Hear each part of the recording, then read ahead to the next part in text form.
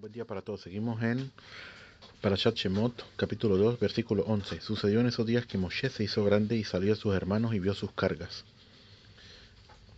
Dice Rashi, pero ¿acaso la Torá ya no ha escrito ya que el niño creció?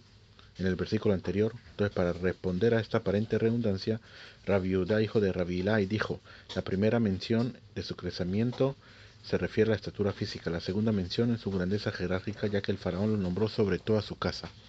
Y vio sus cargas, es decir, dirigió sus ojos y su corazón para sentirse triste por ellos. No era la primera vez que Moshe los veía físicamente, pues ya era adulto. Aquí la expresión ver significa tomar conciencia, sentido de tener conciencia de algo y tener empatía de ello. No ver las cosas, eso es la diferencia que hay, por ejemplo, de repente entre las naciones y entre Israel, que cómo se vio ahorita, por ejemplo, en la última Milhamá, en la última guerra, cómo ellos estaban unidos, cómo se unen, cómo ellos ven las cargas de los demás y ellos dirigen su corazón, sus ojos y su corazón para sentirse tristes por ello, lo que le está sucediendo. Eso es sentir el dolor de los demás. Y nos dice la Torah algo muy importante, nos dicen los comentaristas. Si la persona, cuando la persona se hace grande, ¿tú sabes cuándo la persona se hace grande? Se hace grande en el sentido espiritual, para, para, para, el, para el cielo, que lo miran de una forma espiritual. La persona se hace grande cuando ve las cargas de los demás, cuando esa persona dirige sus ojos y su corazón hacia los demás, hacia la, hacia los problemas que están pasando los demás, para sentirse triste por ellos. Una gran lección para todos nosotros, obviamente. Y vio a un varón mitzri que golpeaba a un varón hebreo de sus hermanos. Dice aquí Rashi, un varón mitri, era un capataz a cargo de los oficiales israelitas, el cual los levantaba al canto del gallo para que se dedicaran a sus tareas. Golpeaba al varón hebreo, el mitri lo azotaba y lo torturaba. El varón hebreo era el marido de Shelomit, hija de Divri. El mitri lo golpeó porque había puesto sus ojos en ella, y una noche levantó al marido y lo sacó de su casa, luego de lo cual regresó y entró a la casa del hebreo y tuvo relaciones sexuales con su mujer, ella pensando que se trataba de su marido. Después de eso, el marido regresó a su casa y presintió lo que había ocurrido. Cuando el mister se dio cuenta de que había presentido lo ocurrido, lo golpeó y lo torturó durante todo el día. Y este es el día que se está hablando aquí. El versículo es entre ver que el varón Mitzri golpea al judío con saña. Rashi cita aquí el Midrash para explicar por qué el Mitzri lo golpea con saña. Así explica. Si se hubiera tratado simplemente de que el judío lo había completado, de que el judío no había completado la tarea que se le impuso, Moshe no necesariamente hubiera corrido el riesgo de matar al Mitzri, ya que con su incumplimiento el judío había sido el responsable de los golpes que recibió. Y ahora preguntan también, ¿cómo fue que desde el cielo hicieron de que sucediera lo que sucedió? O sea, no dicen de todo el pueblo de Israel, la única que se que le pasó una cosa aquí, una cosa así, ¿cómo se dice? Se metió con un mitzri, con un egipcio, es solamente Shelomit, hija de Dibri. Pero aquí vemos que incluso ella no se dio cuenta, pero es el cielo, no hacen las cosas por hacerlas. Es la que dicen que la mujer era muy dobranit, por eso se llama Dibri. Dibri viene de la palabra davar, ledaver, hablar. Ella hablaba mucho, se la pasaba hablando mucho con los hombres, dirigiendo las palabras a ellos, hablando con ellos, los saludaba, sí, y hacía una sonrisa y todo lo demás. Todo eso llega a la final a que el hombre ponga los ojos en ella, y después sucedió lo que sucedió. Todo conlleva a una cosa a la otra. Entonces dice aquí, se volteó hacia uno y el otro lado y vio que no había ningún hombre, así que mató al Mitzri y lo ocultó en la arena. Dice Rashi, se volteó hacia uno y el otro, es decir, se dio cuenta de que el Mitzri había hecho al hebreo en la casa y en el campo. Lo que había hecho al hebreo en la casa y en el campo, que lo torturaba y todo lo que había hecho. Esta es su interpretación agádica, pero según su sentido simple, esta frase debe ser explicada tal como suena. Y vio que no había ningún hombre que en el futuro surgiera de él que se convirtiera al judaísmo. Fíjate lo que dice aquí, interesante. Eh, que también lo trae el Targum Yonatan Ben Uziel. Si la Torah verdaderamente hubiera querido decir que no había nadie alrededor de Moshe, hubiera debido utilizar la palabra Adam, o sea que no había ningún hombre, para aludir a la ausencia de alguien, el cual es un término genérico que incluye a cualquier ser humano. Al definirlo como Ish, término que implica un hombre con cualidades distintivas y destacadas, la Torá quiere enfatizar que Moshe vislumbró que de él no surgiría nadie importante en términos espirituales, es decir, ningún converso. Así se asiste Jajamín. Quiere decir de que Moshe Rabbeinu vio en él y vio todas las generaciones que iban a salir de él hasta el final de todas las generaciones y se dio cuenta de que él no iba a salir nada. Quiere decir de que si en verdad hubiera visto que en verdad hubiera salido una progenie, un Tzetzaf, alguien que se convirtiera en las generaciones futuras, alguien que se convirtiera de su progenie, obviamente que Moshe no lo hubiera matado, porque al matarlo simplemente hace que esa Neshama, esa alma, no venga al mundo. Por lo tanto, al ver que no salía nada de él, fíjate lo que es, automáticamente lo mató. Vamos a explicar por qué era tan importante de Moshe Rabbeinu ver si iba a salir de él un converso o no, para matarlo o no matarlo. Para poder entender hay que entrar en todo lo que son las mitzvot, los preceptos de los gentiles, de los Benei Noach. Ahí está escrito en el Tratado de Sanedrín, donde habla sobre esto, de que de aquí se aprende, le dice Rabbi Hanina, creo que es que él dice, que el que le alce la mano a un Israel debe la muerte, sobre todo si lo golpeó más todavía. Sobre un Israel no se dice que debe la muerte, sino que se llama Rasha, se llama un malvado. Se aprende también de aquí en el versículo próximo, donde dice que salió al segundo día, Moshe Rabbeinu salió al segundo día, y aquí que dos varones hebreos reñían. Dijo al malvado: ¿por qué habrás de golpear a tu compañero? Le dijo al malvado. Quiere decir que no lo había golpeado todavía, solamente le alzó la mano. Con eso ya se llama malvado. Seraf camina, por ejemplo, con los hijos y todo lo demás, si se le puede alzar la mano y todo lo demás, hay que tener muy pendiente sobre eso. Y sobre un compañero. Entonces, pero sobre lo que tiene que ver con el veneno, si le alza la mano al Israel, si lo golpea, debe la muerte. Y Moshe Rabbeinu vio que lo golpeaba. Y sobre el no ajida, está escrito que no es como el Israel. Para sacarlo a la muerte es, es suficiente un testigo y un juez, y lo sacan a la muerte. Aquí en este caso Moshe Rabbeinu pasaría a ser el testigo y también como el juez que lo mató, también. Ahora, ¿cuál era el problema? El problema es de que, fíjate que dice aquí, eh, sobre lo que la riña que había entre los varones hebreos, dice que, dice, él dijo: ¿quién te ha puesto como hombre ministro y juez sobre nosotros? ¿Hablas tú de matarme como mataste al Mitzri? Moshe temió y dijo: así que el asunto se ha sabido. Dice Rashi, que Rashi dice aquí, reñía quiere decir que disputaban entre ellos. Y los dos varones hebreos eran Datán y Abirán. Ellos fueron los que posteriormente en el desierto dejaron resto del maná. Y entonces uno de ellos, o Abirán o Datán, él fue lo que le sucedió con el egipcio. Y Moshe Rabbeinu vino y lo salvó del egipcio después que le estaba dando los golpes y todo lo que le da. En vez, fíjate lo que es, de ser un agradecido, en vez de decir un agradecido de que lo salvó de los golpes que le estaba dando y cómo lo maltrataba y cómo le hacía, al revés, que le dice: ¿acaso eres tú? ¿Quién te puso como juez? ¿Quién eres tú para que vengas a decir algo? Pero de todas maneras, Rashi dice: ¿por qué habrías de golpear? A pesar de que no lo golpeó físicamente, es llamado malvado por el solo hecho de levantar la mano con la intención de pegarle. Tu compañero, en el sentido de que es un malvado como tú. ¿Quién te ha puesto como hombre si no eres más que un joven? En esa época no era, creo que no tenía mucho, Moshe Rabbeinu. Hablas tú de matarme, dices: de aquí aprendemos que Moshe Rabbeinu había matado al Mitzri por medio de la pronunciación del nombre inefable, que en el nombre el tetagrama, nombre divino con 4 letras. Ahora, dice aquí la expresión que sugiere que la muerte del Mitzri se debió a algo que Moshe había pronunciado. Por eso dice: hablas tú de matarme. Quiero hablas, quiero como tú mataste hablando al Mitzri. De ahí se aprende. Ahora, siguiendo lo que habíamos explicado anteriormente, ¿cómo fue que lo mató? ¿Y por qué vio a través de su generación si alguien se iba a convertir?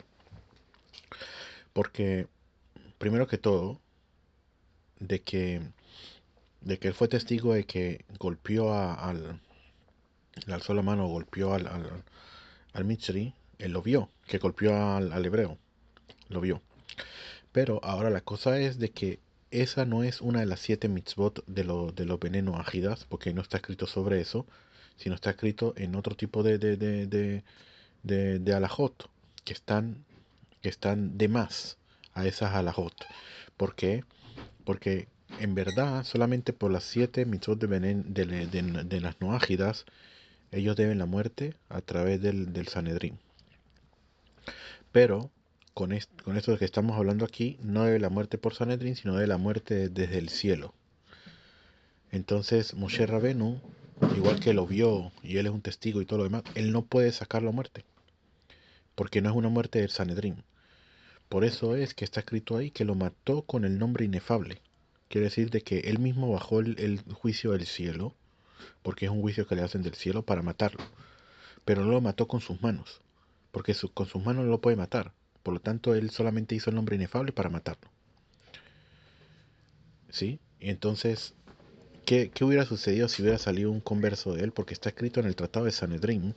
¿Qué pasa si, por ejemplo, un veneno ajida hace una transgresión en la cual debe la muerte?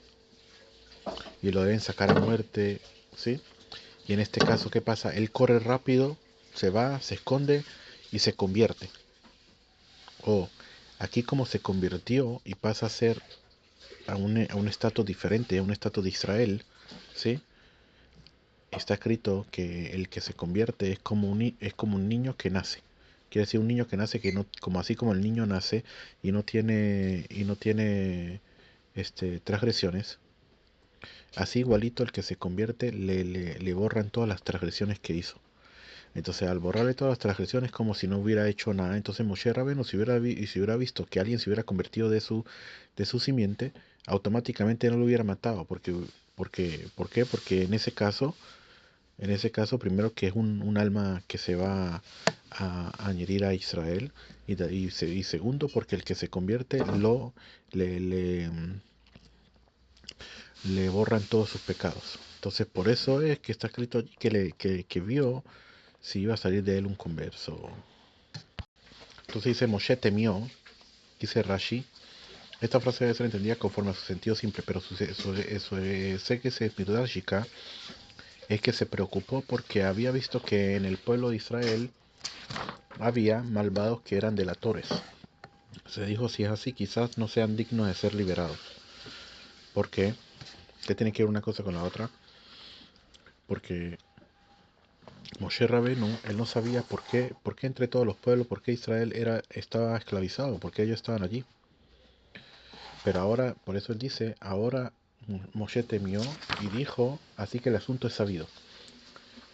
Pero en verdad, en hebreo dice, Bayomer ajen no da davar.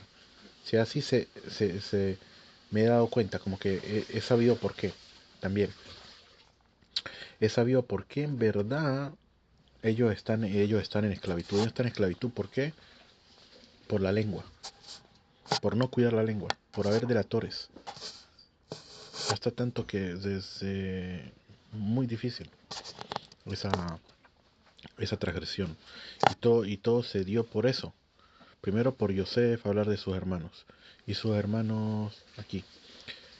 Sí, todos ellos tenían que hacerle este, corrección a todo eso.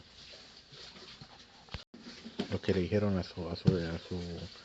Jacob, lo que dijo su hermano, todo eso tenían que la persona, por eso aquí vemos mucho lo que tiene que ver con el habla.